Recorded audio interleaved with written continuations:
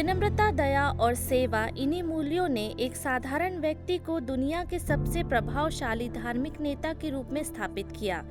यह है pope Francis की प्रेरणादायक यात्रा। पोप फ्रांसिस का पूरा नाम जॉर्ज मारियो बरगोग्लियो है।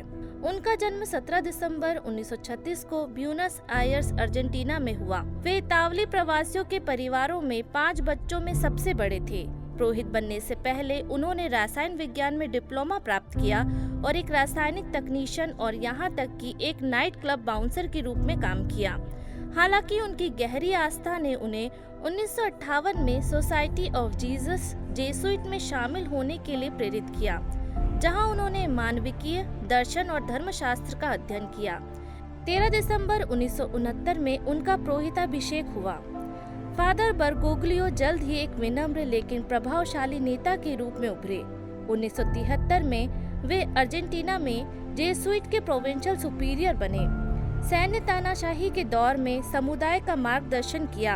अपनी साधारण जीवन शैली के लिए जाने जाने वाले वे अक्सर सार्वजनिक परिवहन का इस्तेमाल करते थे और मामूली आवास में रहते थे। जब पोप जॉन पॉल द्वितीय ने उन्हें 1992 में ब्यूनस आयर्स का सहायक बिशप और बाद में 1998 में ब्यूनस आयर्स का आर्च बिशप नियुक्त किया, तब उनका नेतृत्व बढ़ता रहा। आर्च बिशप के रूप में उन्होंने खुद को सामाजिक न्याय के लिए समर्पित कर दिया। 2001 में उन्हें कार्डिनल के पद पर पदोन्नत किया गया, जिससे वैश्विक कलीसिया के भीतर उनका प्रभाव बढ़ गया। 13 मार्च 2013 को कार्डिनल बरगोग्लियो को रोमन कैथोलिक कलीसिया के 206वें पोप के रूप में चुना गया। उन्होंने अपना नाम फ्रांसिस चुना। यह नाम असीसी के सेंट फ्रांसिस को श्रद्धांजलि है, जो विनम्रता और गरीबों की देखभाल के संत हैं। उनका चुनाव कई कारणों से ऐतिहासिक था। पोप फ्रांसिस अर्जेंटीना अमेरिका से पहले पोप और दक्षिण गोलार्ध से पहले पोप हैं। वे सोसाइटी ऑफ जीसस जेसुइट के पहले सदस्य हैं जिन्हें पोप चुना गया। वे संत फ्रांसिस का नाम चुनने वाले पहले पोप थे। उनका चुनाव पोप बेनेडिक्ट 16वें के इस्तीफे के बाद हुआ, जो लगभग 600 वर्षों में पहला पोप का इस्तीफा था, जिसने इस बदलाव को विशेष रूप से ऐतिहासिक बना दिया। उनकी नेतृत्व शैली ने दया, समावेशिता और सुधार पर जोर दिया, जो पेप्सी के एक महत्वपूर्ण बदलाव को दर्शाता है। इन अभूतपूर्व कारकों के कारण कई इतिहासकारक और कलीसिया पर्यवेक्षक उनके चुनाव को ऐतिहासिक पेप्सी के रूप में संदर्भित करते हैं। पोप फ्रांसिस अपने व्यवहारिक जीवन शैली के लिए जाने जाते हैं। उन्हें भव्य प्रेरित पैलेस के बजाय वेटिकन गेस्ट हाउस में रहना पसंद किया। पोप फ्रांसिस गरीबों, शरणार्थियों और आर्थिक न्याय के लिए एक अथक वकील थे। उन्होंने वैश्विक नेताओं के असमानता और मानवीय पीड़ा को दूर करने का आग्रह किया है। पोप फ्रांसिस ने इस्लाम, यहूदी धर्म, बौद्ध धर्म और अन्य ईसाई संप्रदायों के नेता से मुलाकात की है। धर्मों के बीच शांति और एकता को बढ़ावा दिया है। उन्होंने एक सुनने वाली कलीसिया को प्रोत्साहित किया है।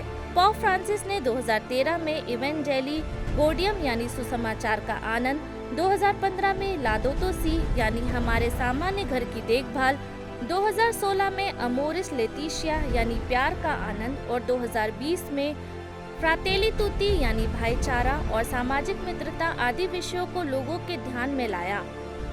पोप फ्रांसिस दया, समावेश और सेवा के अपने संदेश के साथ कैथोलिक कलीसिया को बदलना जारी रखते हैं।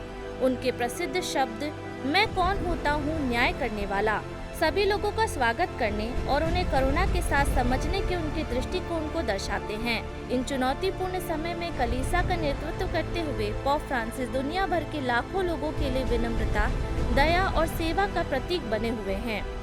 एशिया भर में पोप फ्रांसिस की शांति यात्रा। हमें दीवारों की नहीं, पुलों के निर्माता बनना चाहिए, यह शब्द पोप फ्रांसिस के हैं। पोप फ्रांसिस की एशिया की यात्राएं ऐतिहासिक रही हैं, जिसमें करुणा, अंतर्धार्मिक संवाद और शांति का आह्वान शामिल है। महाद्वीप में उनकी यात्रा ने न केवल कैथोलिक समुदाय के बंधनों को मजबूत किया, बल्कि विभिन्न धर्मों और संस्कृतियों के बीच आपसी सम्मान को भी बढ़ावा दिया।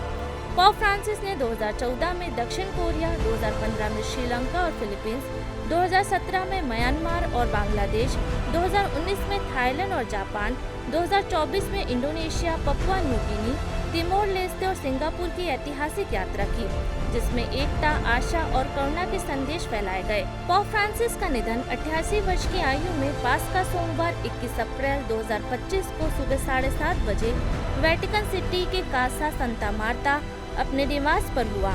वेटिकन के कैमरलॉन्ग कार्डिनल केविन फेरल ने उनके निधन की घोषणा करते हुए कहा, पास्का सोमवार को सुबह 7:30 बजे रोम के बिशप फ्रांसिस पिता के घर लौट आए। उनका पूरा जीवन प्रभु और उनकी कलीसिया की सेवा के लिए समर्पित था। हाल के वर्षों में पोप फ्रांसिस को कई स्वास्थ्य चुनौतियों का सामना करना पड़ा। फरवरी 2025 में उन्हें ब्रोंकाइटिस के लिए अस्पताल में भर्ती कराया गया, जो आगे चलकर द्विपक्षीय निमोनिया में बदल गया। इन स्वास्थ्य समस्या के बावजूद उन्होंने 20 अप्रैल 2025 को ईस्टर संडे उर्बी एट ओर्बी आशीर्वाद देने सहित अपने पोप संबंधी कर्तव्यों को पूरा करना जारी रखा। पोप फ्रांसिस के निधन के साथ कैथोलिक चर्च शोक और संक्रमण के दौर में प्रवेश करता है। विनम्रता, करुणा और सामाजिक न्याय पर उनका जोर आने वाले वर्षों में इसकी दिशा को प्रभावित करता रहेगा। पोप फ्रांसिस की कहानी केवल एक धर्म गुरु की नहीं, बल्कि एक ऐसे इंसान की है जिसने दुनिया को करुणा और आशा की नजरों से देखना सिखाया।